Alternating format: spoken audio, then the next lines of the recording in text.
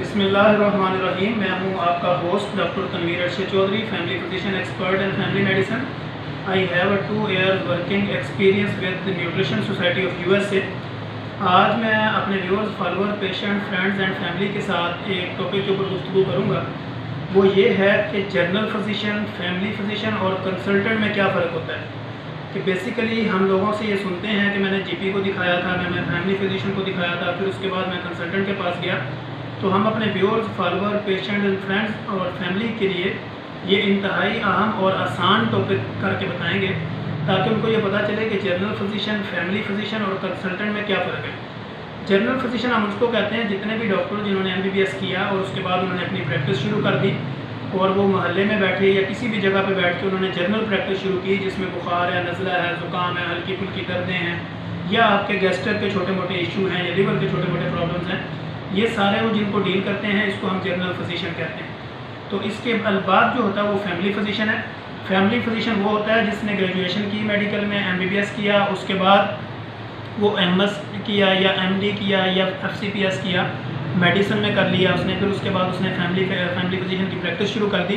तो उसमें ये होता है कि पूरी फैमिली के जितने भी मसाइल होते हैं, छोटे बच्चे से लेकर बड़े तक, फिर बड़ों से लेकर जवान तक, जवान से लेकर फीमेल, जितने भी उनके मसाइल हैं, जो जनरल मसाइल होते हैं, इनको जो बंदा प्रॉपरली देख रहा होता है उसको हम फैमिली फिजिशियन कहते हैं। और इसके अलावा जो आगे कंसल्टेंट होते हैं वो होते हैं कि जिन्होंने मेडिकल में ग्रेजुएशन की, फिर उसके बाद एफसीपीएस किया, या उसके बाद उन्होंने फिर एमसीपीएस किया, या उसके बाद उन्होंने एफएसीपी किया, या उसके बाद वो एमडी में चले गए, एमएस कर लिया, या इसके अलावा और भी किसी स्पेशलिटी में चले गए, तो इनको हम कंसल्टेंट कहते हैं। फैमिली फिजिशियन या जनरल फिजिशियन जब देखते हैं वो किसी भी डिजीज़ को उन्होंने ट्रीट किया, प्रॉपर तरीके से देखा, जब देखा कि ये यहाँ पे सेटल नहीं हो रहा, तो फिर वो उसको रेफ़र करते हैं।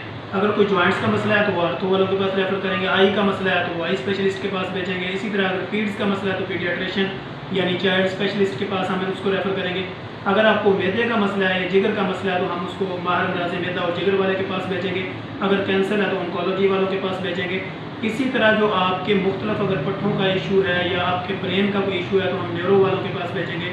अगर कोई सर्जरी का इशू है तो हम न्यूरो सर्जन के पास भेज देंगे। अगर पट्ठों का या दिमाग का वैसे कोई इशू है तो हम न्यूरो फिजिशियन के पास भेजेंगे। अगर आप नफ्सियात के मरीज़ हैं या आप साइकोलॉजिकल कोई आपको इशू आ रहा है तो फिर हम आपको न्यूरो साइकाट्रिस्ट के पास भी भेज सकते हैं, साइकोलॉजिस्ट के पास काउंसलिंग के लिए भी भेज सकते हैं। इसी तरह अगर आपका कोई गैस्ट्रोइंटेस्टाइनल का प्रॉब्लम है तो ये भी माहिर अमराज़ मैदा देखेगा। अगर आपको शुगर के पुराने मसाइल हैं तो डायबिटोलॉजिस्ट आपको देखेगा।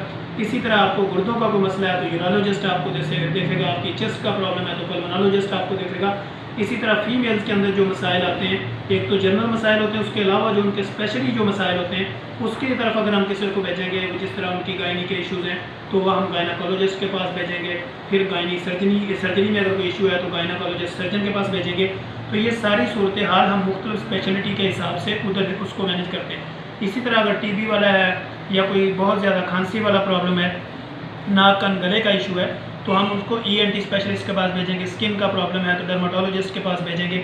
इसी तरह अगर स्किन सर्जरी का इशू है तो हम उसको डर्माटोलॉजिस्ट, फिर उसके बाद कॉस्मेटिक सर्जन, अगर कोई हेयर का मसला है तो हेयर ट्रांसप्लांट सर्जन के पास भेजेंगे। ये सारी की सारी कैटेगरीज होती हैं जो मुख्तलिफ स्पेशलिटी में आती हैं। इसके अलावा और भी बेशुमार स्पेशलिटी हैं जहाँ पे हम देखते हैं कि पेशेंट को इस चीज़ की ज़रूरत है तो हम खुद ही पेशेंट को रेफ़र करते हैं कि आप किसी भी कंसल्टेंट के पास चले जाएँ। इसी तरह अगर आपको दिल का कोई मसला आता है तो हम कार्डियोलॉजिस्ट के पास भेजते हैं। मुख्तलिफ किस्म के मसाइल हैं, शुगर में आपको न्यूरोपैथी के मसाइल हो सकते हैं। इसी तरह आपके स्किन डिजीज़ हो सकती हैं, एब्डोमिनल डिजीज़ हो सकती हैं। अगर किसी जगह पे हमें स्कैन की ज़रूरत पड़ेगी हम आपको रेडियोलॉजिस्ट के पास भेजेंगे। तो ये मुख्तलिफ कैटेगरीज हैं कंसल्टेंसी की, जिसमें जनरल फिजिशियन देखता है या फैमिली फिजिशियन देखता है। अब ये मेरी रेंज से केस बाहर है तो वो फिर उसको रेफ़र करता है मुख्तलिफ स्पेशलिटी में। Basically general physician, family physician और कंसल्टेंट में फ़र्क ये है कि जनरल फिजिशियन सिर्फ नॉर्मल इशू को डील करता है, फैमिली फिजिशियन उससे ज़रा एक्सपर्ट इशू को डील करता है, और कंसल्टेंट जो है वो किसी एक बीमारी के ऊपर फोकस करके मरीज़ को प्रॉपर उसकी गाइडलाइन देता है। लिहाजा जब भी आपको कोई मसला हो किसी भी तरह की, आप इस वीडियो सुनने के बाद आपकी ये कन्फ्यूज़न दूर हो जानी चाहिए कि जीपी को मैंने दिखाया क्या मसाइल थे, फैमिली फिजिशियन को दिखाया उसका क्या रोल था, फिर उसके बाद उसने मुझे किसी कंसल्टेंट के पास भेजा तो कंसल्टेंट का मेरी डिजीज़ के अंदर क्या रोल है। तो ये करने के, ये वीडियो सुनने के बाद आपको मुझे इंशाल्लाह पूरी उम्मीद है कि आपकी जो काफ़ी सारे जो आपके जहनों में सवाल उठते हैं वो काफ़ी जो है वो हल हो चुके होंगे। तो हम इंशाल्लाह कोशिश करेंगे कि नेक्स्ट जो वीडियो बनाएंगे उसमें अपने viewers, follower, patient, friends, family के साथ मुख्तलिफ स्पेशलिटी के ऊपर जो है वो प्रॉपर गाइडलाइन देंगे। लिहाजा हम आपसे रिक्वेस्ट करते हैं कि आप हमारे इस चैनल को सब्सक्राइब भी करें, बेल के बटन को भी दबाएं ताकि आने वाली इंफॉर्मेटिव वीडियो आप तक बआसानी पहुँच सके। अल्लाह हाफिज़।